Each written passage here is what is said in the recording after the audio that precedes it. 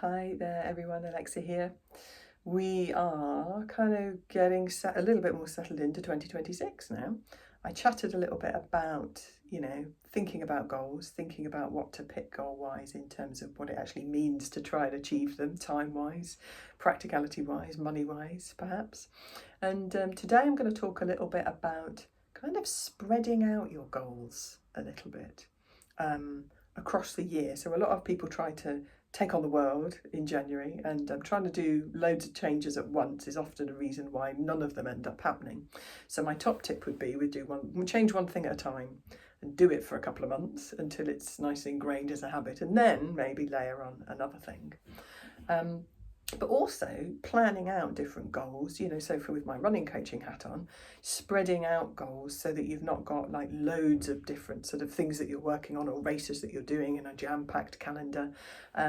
Because with running and with lots of other things in life, if you try and kind of sign up to too much, you've not actually got the time to train for it or get good at it or practice it in the meantime. So sort of spreading out different things, so you're not giving yourself too much to do. It gets overwhelming and you kind of go, oh my goodness, I can't do this anymore, and give up.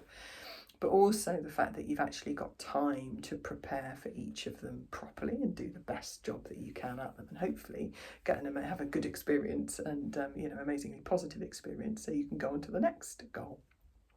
So it works quite well when you think about fitness goals, spreading them out. So if you've got a really big juicy goal, like a particularly long ultra race, you don't want to be doing too many of them, in a year. Probably one goal race is a good idea. If you're doing shorter distance running, 5 or 10Ks, then you can have a few more sprinkled throughout the year because they take a lot less time to build up for and recover from.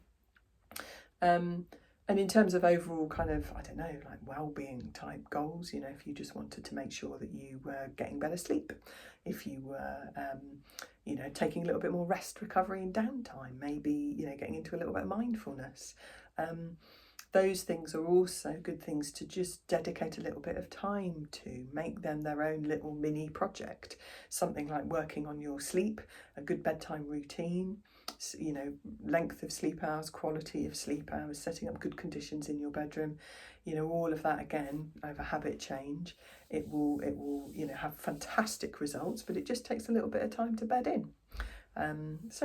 We can be a bit of a quick fix society these days, but actually a lot of great changes that you can make for your long-term health and well-being just take a little bit of effort and take a little bit of time, and it's definitely worth doing. Hope that's useful.